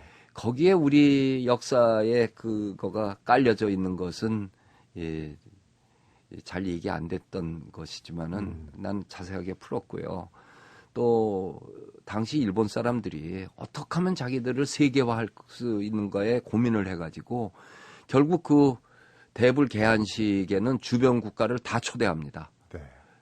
신라, 발해, 중국, 당나라, 또 타일랜드까지 해가지고 4월 초파일 날 뭐 비가 많이 왔는지 음력 4월 9일 날 대대적인 일본의 불교가 전래된 200주년 기념 행사로 해요. 그리고 거기에서 중국 춤도 추고 신라춤, 발해춤, 고구려 춤도 췄다고 기록에 나와 있거든요. 네. 그러니까 이렇게 생각할 수 있겠죠. 우리 88 올림픽 때 세계 각국의 춤들 쓰고 춰가지고 대대적인 개막식을 함으로써 네. 우리의 위상을 보여주듯이 일본 사람들이 우리가 이렇게 국제화됐다 하는 것을 보여준 게 그게 동대사고 그때부터 일본은 확실하게 자기화됐죠. 네. 어제 서두에서 이제 고구려 백제 신라의 삼국이 아닌 가야와 외를 같이 합친 이제 오국시대라는 큰 틀로 얘기를 하신 게 오늘 어제 규슈 오늘 아스카 나라에서 이제 쭉 둘러보면서 어느 정도 설명이 되는데 이런 그 일본 문화는 문화대로 인정을 하면서 그냥 우리 걸 그대로 답습 쓰는 건 아니잖아요. 네, 그렇죠. 그 한일 간의 어떤 역사와 문화를 보는 시각들이 좀 지평이 넓어졌다는 생각이 드는데 일단 이틀간의 기행을 하면서 중간 그 정리를 한번 교수님이 해주시죠. 2300년 전에 우리 조상들이 규슈에 가서 쌀농사를 가지고 일본 열도의 개명, 이제 본격적으로 농사를 짓게 해서 문명을 가져다 줬죠. 빛은 한반도로 갔죠. 그렇게 600년을 살고 났더니 이번에는 가야 지역에 있는 사람들하고 철을 수입하고 말을 가져가고 하면서 이제 기동력도 생기고 그리고 무기도 만들고 농기구도 좋아지고 해서 더 부족 국가로 갈 수 있는 그 틀로 고분 시대라고 하는 그 시대를 맞이합니다. 네. 그러다 550년 무렵 되니까 이 백제에서 건너갔던 그 불교를 공인을 하게 되고 그 전에 문자가 가잖아요. 문자가 간다고 하는 것보다 더 큰 문명 개화는 없단 말이에요. 네. 기록이고 또 인문적 사유가 시작되잖아요. 그래서 550년 무렵부터 배불파를 물리치고 공인한 그때부터 고대국 성덕태자 시절로 해서 고대 국가로 가려는 게 710년이고 그때의 상징적인 그 절이 법룡사라고 하는 곳이고 710년에 나라 지역에 안착을 해서 이후 80년간은 일본이 진짜 고대 문화의 꽃을 피우고 이 이후 일본이 지들이 천황이라고 그랬지만 천황이 천황답게 산 거는 요때 80년뿐이 없어요. 그 다음에는 막부 정치로 들어가고 쇼궁이 다스리고 천황은 허수아비인데 명치 유신 갈 때까지요. 요때 일본의 고대 문화가 꽃피는데 정리하자면은 이 8세기가 동아시아의 대단한 때였어요. 우리는 석굴암 불국사 에밀레종 만드는 경덕왕 때고 발해는 발해 성왕의 해동 성국이고 당나라는 현종이 있었고 일본에서는 성무천왕 덴뼈 시대라고 하는 동아시아의 문명의 꽃이 폈거든요. 그때 유럽은 다크 에이지라고 하는 암흑 시대였어요. 네. 그러니까 서로가 노력을 해서 문명을 꽃피웠을 적에 동아시아의 평화와 그 행복이 같이 존재했다고 하는 거가 8세기가 보여주고 있다고 얘기할 수 있죠. 네. 문화유산 답사 일본 편 규슈와 아스카 나라 편을 이제 개괄적으로 정말 시간이 부족해서 개괄적으로 돌아봤는데 이제 앞으로 또 어떤 쪽으로 기행의 발길이 옮겨질지 또 인생의 행적 뭐 물론 인터뷰에서 많이 네. 나왔습니다마는 숨겨진 뒷얘기를 제가 한번 파서 파헤쳐서 청취자분들하고 한번 공유를 해보는 그런 시간이 한 번 더 필요할 것 같습니다. 그래서 복습하고 마무리하는 시간을 내일 하루 더 만들어 보도록 하겠습니다. 오늘 기행은 여기까지 하고 오늘 또 오늘 만나겠습니다. 수업은 여기까지 하겠습니다. 고맙습니다, 교수님. 네. 성경섭이 만난 사람, 오늘은 나의 문화유산 답사기 일본 편을 펴는 명지대학교 미술사학과 유홍준 교수를 만나봤습니다. 두심만 세 듣는 사람이 얼마든지 많고 많은데 윤정수 이유진의 두시만세는 3시에 시작합니다. 3부가 속았죠?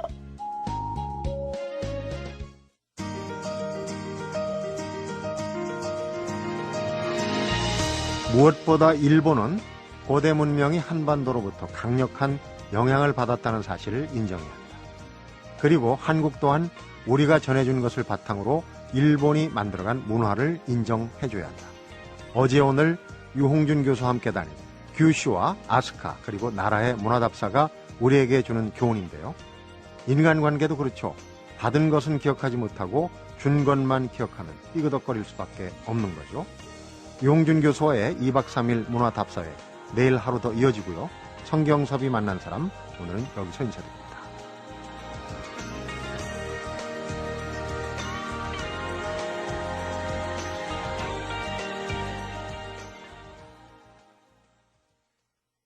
도쿄에서 뉴욕까지 약 10,000km, 런던에서 시드니까지 약 17,000km. 하지만 재외동포들의 교류에는 거리가 필요치 않습니다.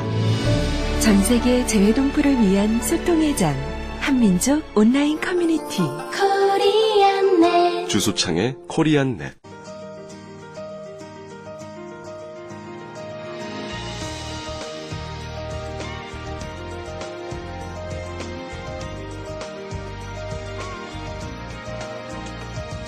성경섭이 만난 사람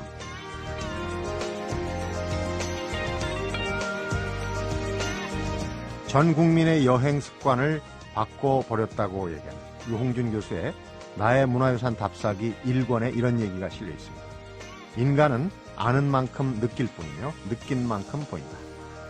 유홍준 교수가 20년 만에 국내 편이 아닌 일본 편 2권의 책을 펴냈는데 이 일본 문화유산 답사야말로 아는 만큼 느끼고 느낀 만큼 보인다는 얘기가 새삼스럽게 느껴집니다. 2박 3일의 일정으로 진행됐던 유홍준 교수와의 떠나는 문화유산 답사 라디오 기획. 오늘은 벌써 마지막 일정입니다. 유홍준 교수에게 듣는 문화유산 이야기로 성경섭이 만난 사람 사흘째 일정을 시작합니다.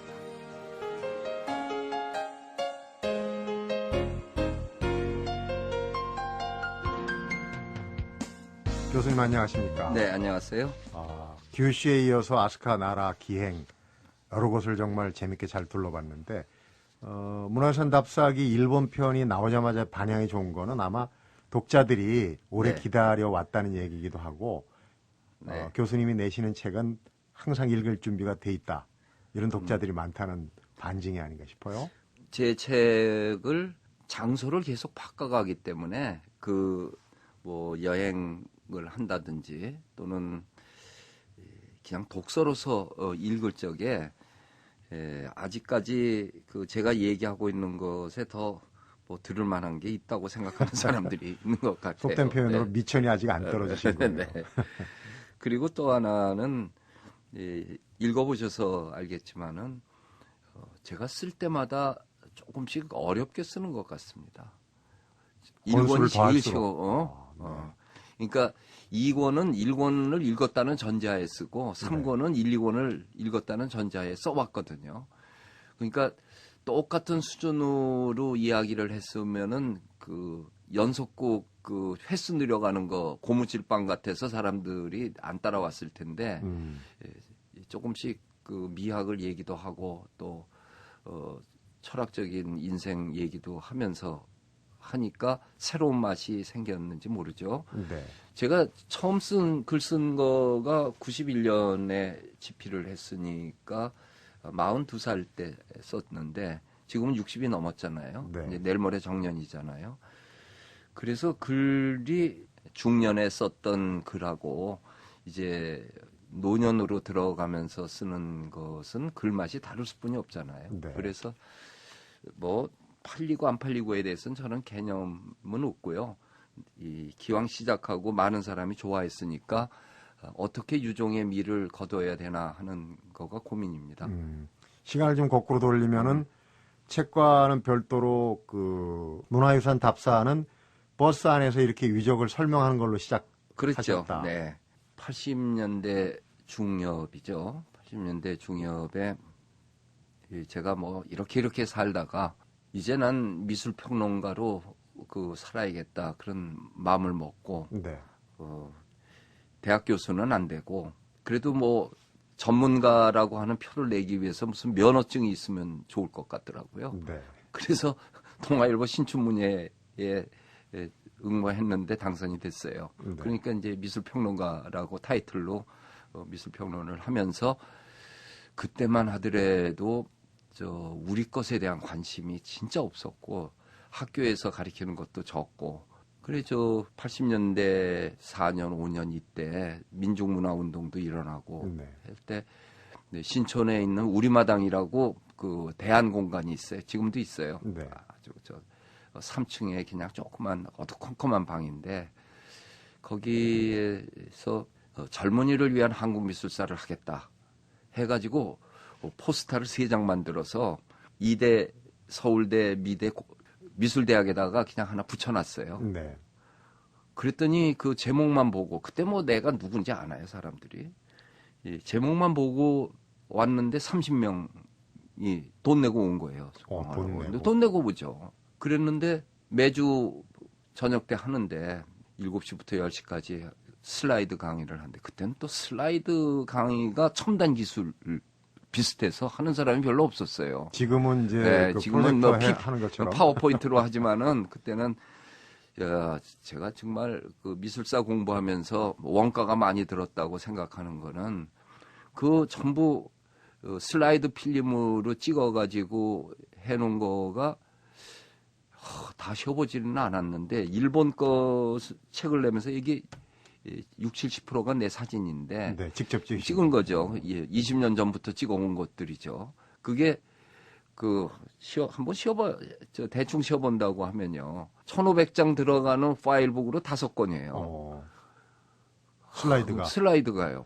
제작비가 그리고 한국미술사에 관한 거는 한 50건 되고요. 그 파일북 캐비넷이 2개니까요. 네. 참 열정적으로 찍었죠. 찍어서 슬라이드로 하여튼 보여줘야 될 거 아니겠어요. 그리고 이제 걔네들을 이제 전도하는 마음으로 네. 이래도 너희들이 한국 미술을 무시하냐 하는 생각으로 답사를 이제 다녔단 말이에요. 그러니까 답사 다니면 그때 수강자들이 다 대학 재학생들이었어요. 네. 그때 내 나이 35이니까요. 거의 뭐 형님이라고 불렀겠군요. 그렇죠. 그런데 그 형님이라고 부르는 사람은 없고 다 그래도 선생님이라고 대학에서 강사를 했으니까. 네. 그리고 이 버스 타고 가면서 노래도 틀어주고 그냥 얘기도 하고 그러고 그 당시에는 또 길이 나빠요. 지금은 고속도로가 거미망처럼 돼 있잖아요. 네. 그 당시는 여기서 강진 해남을 가다 보면은 군청을 가는데도 비포장 도로가 있었으니까요. 그렇기 때문에 지금은 6시간에 가는 곳을 그 당시에는 10시간 걸려야 갔죠. 버스 안에서 뭐 할 거예요. 그리고 버스 안에 강의가 참 영양가가 있는 게 얘들이 조를 쓰는 수도 도망은 못 간다. 그래서 또 어떻게 하면은 또 졸지 않게 재미있게 할 수 있는가도 강의하는 사람이 그건 자기가 책임져야 되잖아요. 그러다 보니까 내가 강의하거나 글 쓰는 거에 유머가 들어간 거가 네. 이제 그런 조건도 있었던 것 같아요. 그랬는데 얘네들이 난 이제 학기마다 하는데 재수하는 놈도 있고 그런 중에 선생님 이제 강의는 더 못 듣겠지만은 그 답사는 계속 데리고 달라고 그래서 답사회를 만들었어요. 네. 그리고는 있는데 내가 뭐 이것을 뭘 바라고 한 거가 아니고 사명감으로 미술 평론하면서 앞으로 자기 창작과 자기 비평의 토대는 우리 역사와 우리 문화에 기반을 둬야 되지 않느냐 하는 그 주장을 해왔던 거죠. 그게 이제 저로 하여금 이 길로 들어오게 만들었죠. 그런데 이제 그 교수님의 이 답사기는 물론 다른 답사도 다 스토리텔링이 있지만 아주 재미있는 독특한 스토리텔링이란 말이에요. 근데 네. 뭐 미학을 전공하면서 이제 미술사도 하셨고 동양철학 또 뭐 박사과정도 하셨고 여러 가지 경륜이 이제 농축돼 가지고 이런 글들이 나오는 걸로 아는데 재밌는 에피소드가 이건 아마 잘 소개가 안 돼. 운동권이시라 그 수감을 꽤 오래 생활을 하셨잖아요. 뭐 오래지 않고 1년 살았죠. 거기서 네. 치열하게 공부할 때 재미있는 에피소드가 있던데요. 내가 6, 7학번인데요. 그러면 애들들이 막 웃어요. 그것도 학번이냐고. 지금 뭐 1, 2학번 이렇게 얘기하는데 69년에 삼선개헌이 일어나죠. 네. 그때 삼선개헌 반대했다가 무기정학을 받았어요. 그리고 나서 상과폐합을 거치고 나고 이 군대 3년꽉 35개월 했죠. 네. 그리고 복역하고 나왔는데 그때 긴급조치 4호 위반으로 해서 민청학년 사건. 네. 네. 뭐 하여튼 쫄개 종속범이죠. 주모자는 뭐 사형당하고 그런데 군대에서 제대하고 2달뿐이 안 됐는데요. 네. 뭐 뭘 했겠어요. 2달 동안에. 이제 3월 달에 2월 1일 날 제대해갖고 3월 1일 날 복학해가지고 4월 1일 날 잡혀갔는데요. 네. 그래가지고 결국 10년 언도 받았다가 뭐 7년으로 깎여가지고 영등포 교도소 있었는데 군대 있을 적에 앞으로 난 그 미술사를 공부하겠다고 마음을 먹었어요. 그런 마음 먹었으면은 좀 데모를 안 했어야 되는 건데 네. 지금도 많은 사람들이 그래요. 다 그런 정치적인 그런 커미트를 한 사람은 다 뭐 국회의원이 되거나 못 되거나 그런 길로 가는 사람이 하는 거지. 미술사 할 사람이 왜 그런 거 했느냐고 그러는데 내 생각은 그거였어요. 이 미술사를 하든 정치를 하든 뭐 언론인을 하든 회사인으로 살든 한 사람의 지식인으로 살아가는 삶에서는 인테리어로 살아가는 거 아니에요. 그건 지식인이 갖는 책무가 있는 건데 그 시대에 그 당시 독재 속에서 그건 틀렸다라고 삼성개헌 그건 틀린 거다. 유신헌법 그건 잘못된 거다.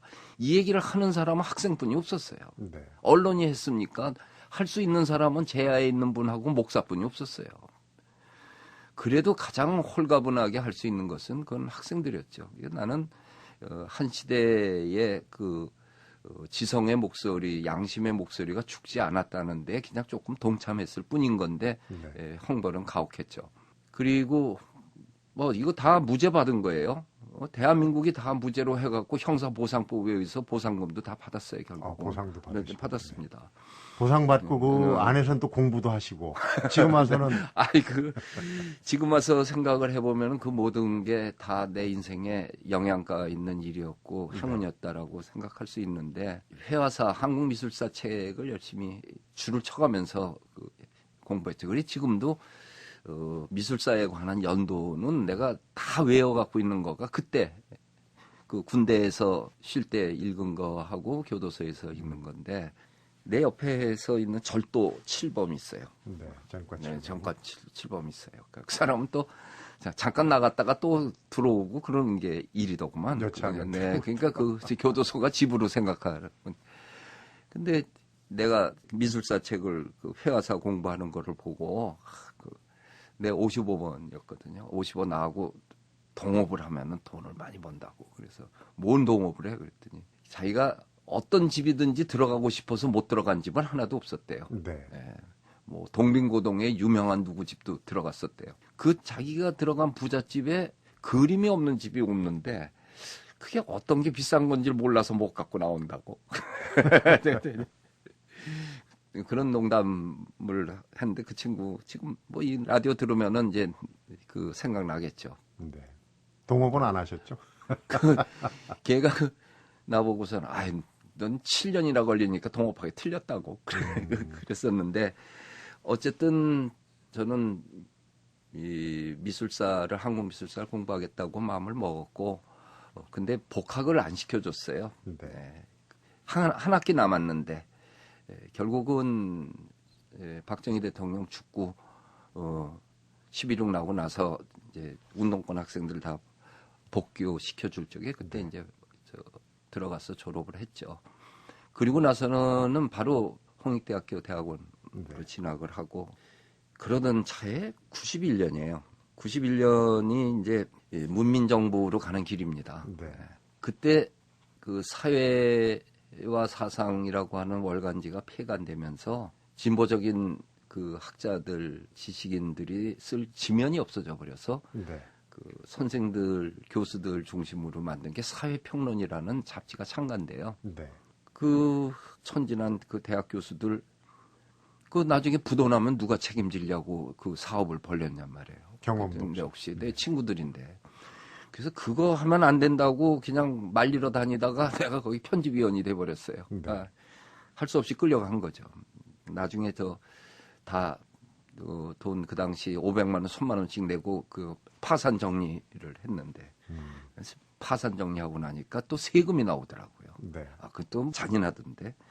어쨌든 창간을 하는데 잡지가 되려면 뭐 소설도 실어야 되고 뭐 그래야 되는데 각 장르가 다 들어가야 되는데 원고료도 안 주는데 누가 소설을 줘요.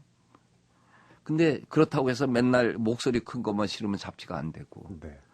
그래서 이제 그 친구들이 너 후배들 데리고 학생들 데리고 내가 이제 답사 갈 적에 따라온 사람들이 많으니까 그 버스 안에서 떠들던 거 그거 여기다가 연재하면 어떠냐고. 그래서 시작한 게 나의 문화유산 답사기고 원고료를 못 받고 시작을 한 글이었어요. 네. 그게 제가 이 답사기로 91년 5월에 처음 그 나의 문화유산 답사기라는 제목으로 글을 쓰게 되고 93년 5월 달에 그 책은 이제 중간에 잡지는 폐간돼 가지고 다른 잡지로 가서 연재를 끝내고 나서 이게 사람이 살다 보면은 그 큰 계기가 있는데 그 글을 쓰라고 하는 것 쓰게 된 것도 운명적이지만은 그 첫 번째 책이 나왔을 적에 은사이신 백낙청 선생님이 그 당시 난 민미업 대표였는데 그 전시장에 날 보러 와가지고 그 자네 그 글 쓴 거 보니까 굉장히 잘 쓴 글이더라. 열심히 써가지고 우리 창비해서 책을 내자. 나는 사실 남이 안 했던 거기 때문에 불안한 거였거든요. 이게 글쟁이들이 보면은 이게 어떤 수준이 이렇게 수다 떨듯이 써도 괜찮은 건가. 근데 이거 하나는 분명히 얘기할 것 같아요. 내가 문필가라는 의식이 없었어요. 그러니까 나는 글을 잘 못 써도 창피할 게 없는 거예요. 그게 굉장한 이점이었던 것 같아요. 밑재의 본전이다. 그러면 그러니까 내 마음대로 쓸 수 있었던 거예요. 창조적인 장르를 만들 수 있었던 거죠. 내가 문필가로서 인식이 돼 있고 소설이나 시를 쓰고 했을 적에는 그 형식의 틀을 지켰을 텐데 난 뭐 내가 공부한 것을 독자들에게 국민들에게 재미있고 알기 쉽게 썼을 뿐이다. 뭐가 잘못됐냐. 뭐 여행 가이드북이라도 좋다. 근데 여행은 이렇게 문화 관광을 겸했을 적에 더 좋은 거 아니냐. 우선 나부터도 어디 가고 싶었는데 그 그냥 사람만 바글바글 거리고 뭐 바가지 오금이나 씌우는데 말고 좀 조용하고 한적하고 의미 있는 데 가고 싶은데 그런 안내서가 없으니까 내가 공부한 현장을 쓴다. 그 개념으로 쓴 거거든요. 그거를 선생님이 그 가치를 평가해 준 게 굉장히 뭐 용기가 생겼겠죠. 더 열심히 썼겠죠. 그래 지금도 그 생각해 보면은 사람들이 이런 책을 누구든지 쓰고 싶은 마음이 있나 봐요. 어떻게 해서 이런 걸 썼냐고 물어보면은 첫째로는 원고료 안 받고 쓴 글이라는 거하고 두 번째는 기존의 장르를 개념 갖지 않고 내 형식으로 썼다는 거고 네. 세 번째는 이 속에 전하려고 하는 내용은 내가 정말로 딴 거는 몰라도 한국 미술사를 전도하는 마음으로 썼어요. 네. 그러니까 전도사라고 하는 그 위치는 어쨌든 설득을 시켜야 될 거 아니겠어요. 네. 아니 안 믿겠다는 놈도 잡아갖고 설득시키는 게 전도사니까 이거를 읽겠다는 사람에게는 그 깊이를 전해주는 것이 필자로서의 의무라고 생각을 해서 그걸로 쓰면은 그 대신 여기에 쓰는 내용의 정보는 정확하고 밀도가 있어야죠. 네. 그건 내가 미술사 전공이니까 그래서. 나는 지금도 그런 생각을 합니다. 누가 국문학이나 민속학이나 역사학을 전공한 사람이 문화유적 답사기가 되던 역사 기행이 되는 거를 쓰면은 우선 나부터 사볼 것 같아요. 원효대사의 사상과 행적 나도 궁금하거든요. 퇴계 선생이 왜 그렇게 유명한가에 대해서도 그분의 사상을 강의하는 게 아니고 그분이 어떻게 해서 그런 이론적 성취를 이루게 되고 네. 일생을 살아갔는가에 대해서 아주 그 실감나게 듣고 싶은 거거든요. 그런데 이제 네. 교수님이 방금 얘기하셨듯이 전공을 하고 경리 쌓아줘야지 이제 이게 나오는데 입버릇처럼 나를 뛰어넘는 사람이 나와서 좀 더 발전시켰으면 좋겠다는 얘기를 계속 하시는데 그런 사람들이 나올지 모르겠어요. 그래서 이제 2박 3일 기행을 마무리하면서 잠시 후에는 앞으로 어떻게 이 기행이 진전이 될지 굉장히 궁금한데 그 얘기를 좀 한번 나눠보도록 하겠습니다. 성경섭이 만난 사람, 오늘은 나의 문화유산 답사기 일본 편을 펴낸 명지대학교 미술사학과의 유홍준 교수를 만나보고 있습니다.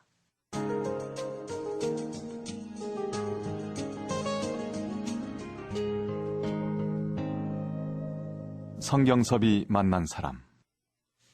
일본 편을 또 일본 사람들도 읽어봐야죠. 일본어로 좀 내셔야 될 것 같기도 하고. 지금 뭐 일본의 창비사에서 일본에 있는 유력한 출판사하고 일본어판 나오는 교섭을 하고 있는데 네. 뭐 어디서 나오든 나올 거예요. 근데 얼마 전에 서울에 있는 일본 유력한 신문의 특파원이 인터뷰를 하러 왔어요. 자기 신문에 소개하고 싶어가지고 인물을 소개하고 싶다는 거죠. 한일 관계에서 맨날 그 불쾌한 얘기만 오가는 중에 이렇게 공정하게 쌍방으로 문화를 봐야 된다고 하는 문화적인 책이 베스트셀러가 되는 것을 보고 그건 참 반갑고 고마운 현상이다라고 생각을 해서 이제 인터뷰를 왔어요. 네. 근데 한국말이 좀 서툴지만 잘합디다. 근데 이 책을 다 읽고 온 거예요. 그래서 나는 궁금한 거예요. 일본 사람이 읽었을 적이 어떨까 했는데 그분 얘기가 일본 사람이 더 재밌게 읽을 소지가 있다고 그래요. 아, 우리가 갖고 있는 문화를 외국 사람은 이렇게 보는구나. 볼 수도 있구나. 글쎄 그 얘기를 들으니까 내 제주도 답사기를 제주도 사람이 더 재밌게 읽는데요. 내 답사기 3권이 안동 얘기거든요. 그걸 안동 사람들이 그렇게 재밌게 읽었던 거예요. 그 제사 지내면서 뭐 한 얘기 같은 거를 보니까 그냥 우리는 그냥 그런가 보다 했는데 그걸 객관화 시켜 보니까 이렇구나 하는. 그러면서 또 한편으로는 저는 느끼지 못했는데 어쨌든 여기 일본 답사기 곳곳에는 일본 사람들에게 바라는 이야기도 쓰고 또 서운한 것도 얘기하고 또는 질타하는 얘기도 있고 그리고 또 한국 독자들에게 또 요구하고 있는 것도 있고 반성하는 얘기도 있잖아요. 이런 얘기를 그 일본 특파원이 기자가 보면서 한 얘기 중에 한국의 지성이 일본을 얘기하거나 일본의 지성이 한국을 얘기할 때 이런 구체적인 것을 갖고 서로 교감을 했던 경험이 참 없다는 네. 얘기예요. 그러고 보니까 그런 것 같아요. 이성보다는 좀 감성. 우리가 일본에 지금 지식인의 어떤 사람이 학자가 누가 있고 예술가가 누가 있고 하는 거 잘 모르잖아요. 네. 그들은 또 우리 잘 모른단 말이에요. 하지만 이 유물을 갖고 얘기하는 거는 공통 분모가 있으니까 그것이 어떤 면에서 한일 간의 그 문화 교류하는 데 있어서 참 좋은 소재가 역시 이 유물이고 문화유산이 아닌가 그런 생각을 하는데 일본 편의 문화유산 답사기 1, 2, 3권은 이미 10년 전에 완역이 돼 있습니다. 네. 근데 그거는 아무래도 한국 지역이기 때문에 그들이 읽긴 힘들고 이거 걔네들의 땅을 얘기했기 때문에 이제 또 대중성을 가질 수 있죠. 자연스럽게. 저도 이사 갈 때마다 네. 그 동네 네. 향토사를 네. 관심 있게 찾아서 읽는데 네. 참 네. 재밌더라고요. 재밌죠. 내가 네. 사는 주변의 얘기 네. 이런 게. 근데 아무래도 정치적으로는 지금 갈등이 좀 표면상으로 네. 있고 한데 문화적인 차원에서 접근해야 된다는 그런 목소리가 있긴 있습니다. 네. 그러니까 뭐 한일 간이 네. 가깝고도 먼 이웃이라고 하는데 네. 지금 이대로 갈 수는 없는 거 아니겠습니까? 네. 네. 서로한테 손해인데. 그나저나 이 국내 편도 아직 마무리가 안 됐잖아요. 네. 충청도 강원도인가요? 네. 아니 강원도는 충청북도를 안 썼는데 이게 그 충청북도를 내가 뭐 안 가서 쓰거나 소외될 그런 의사가 있겠어요. 근데 사람이 무슨 일을 할 적에 자기가 자신 있는 걸 하지 자신 없는 건 잘 안 하잖아요. 근데 충청북도의 경우에 내가 왜 이쪽에 자주 가면서도 왜 여기를 아직까지 안 썼는가 생각을 해보면은 내가 충청북도에서 잠을 자본 기억이 별로 없어요. 지나가는 곳이었어요. 네. 그게 지나가는 곳으로서 유적지하고 거기 어찌됐든 그 동네에서 잠을 자고 그 채취를 놨던가 하고는 전혀 다른 겁니다. 옛날에 단양 팔경 충주댐 수몰되기 전에 단양에서 자보고 그다음에 화양동 구곡에서도 자보고 법주사 앞에서도 잤는데 이게 이 충청북도 관광의 큰 문제점인 거예요. 이 법주사 앞에 있는 곳은 상가 밀집 지역으로 만들어 가지고 향토적 서정이 없어서 모처럼 답사 나가서 거기서 자고 싶은 마음이 없어요. 토산품점이 쭉 늘었습니다. 아주 규격화된 여관들로 꽉 차 있고 화양동 구곡은 내가 문화재청장 시절에도 참 고민을 많이 했는데 거기에는 허름한 그 민박집이 있잖아요. 네.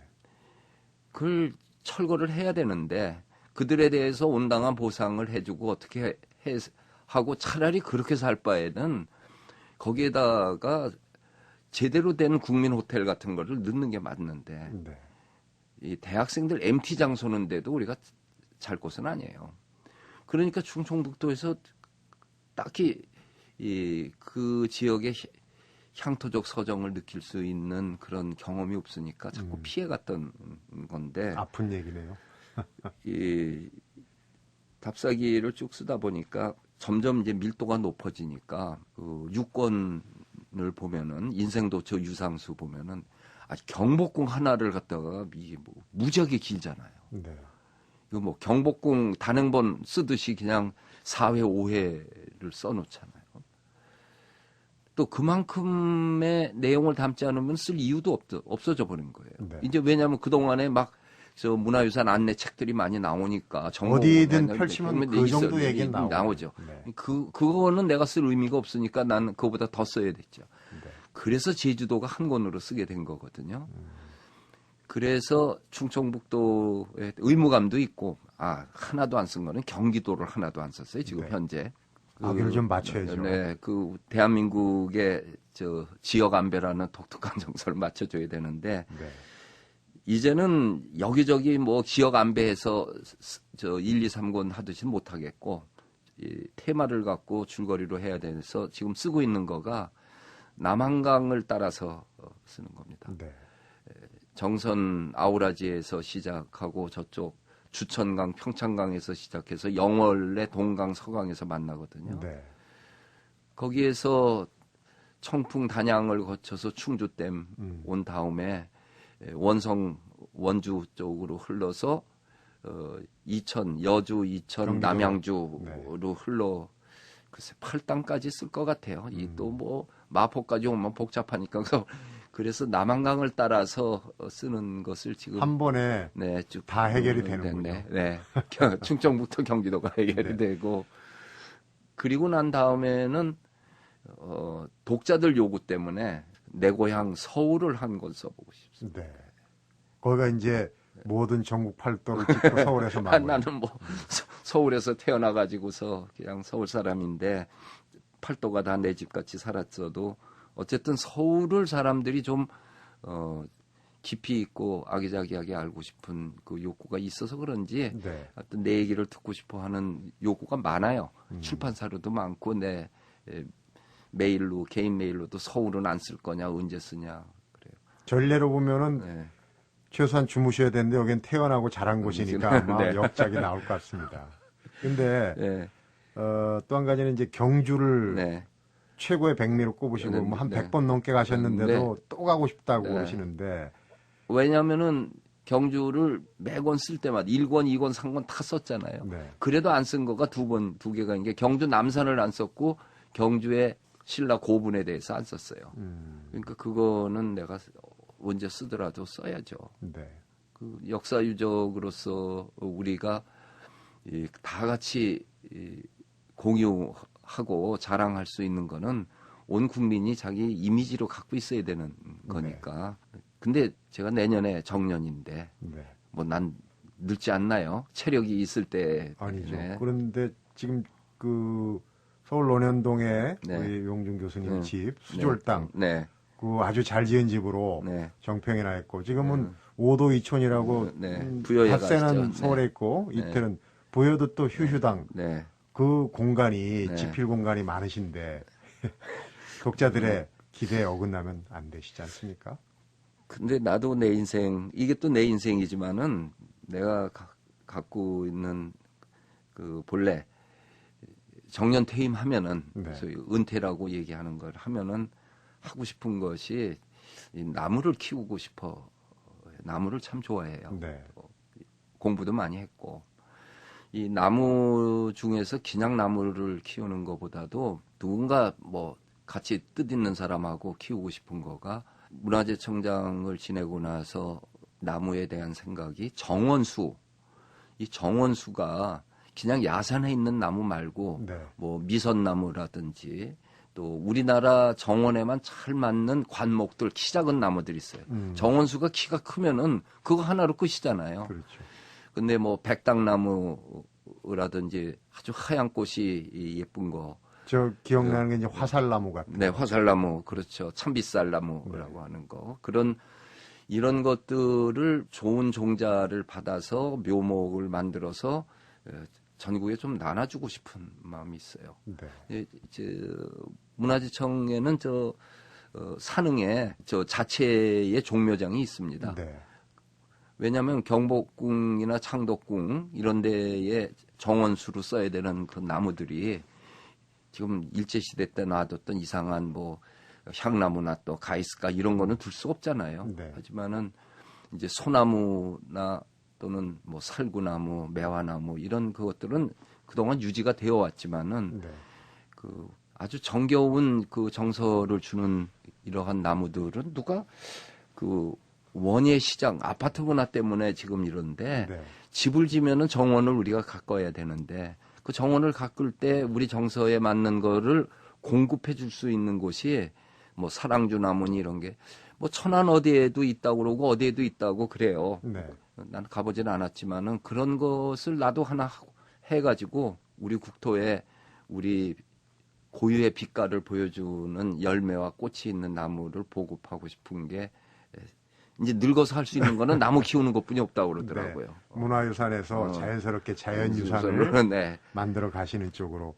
그러시더라도 독자들의 기대에 부응하시는 마무리는 꼭 해주시기 바랍니다. 2박 3일 동안 네. 짧다면 짧고 길다면 긴 2박 3일의 기행을 했는데 일본에 대해서 좀 더 많은 것을 알게 되고 또 한일 관계가 어떻게 가야 되겠다는 그런 생각도 좀 해보는 그런 시간이었습니다. 교수님 얘기 재밌게 잘 들었습니다. 고맙습니다. 감사합니다. 성경섭이 만난 사람, 오늘은 7권의 나의 문화유산 답사기에 이어서 2권의 일본 편을 펴낸 명지대학교 미술사학과의 유홍준 교수를 만나봤습니다.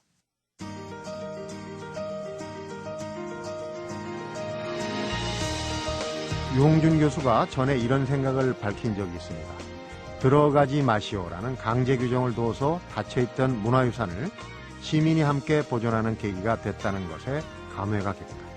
문화유산과 자연은 인간과 함께 할 때만이 살아있다고 생각한다. 그동안 늘 문화유산을 배경으로 두고 서 있었다면 이젠 반대로 우리가 문화유산의 배경이 돼주면 어떨까 싶은데, 사흘 동안 유홍준 교수와 함께했던 문화유산 답사 여기에서 마무리하고 성경섭이 만난 사람도 오늘은 여기서 인사드리겠습니다.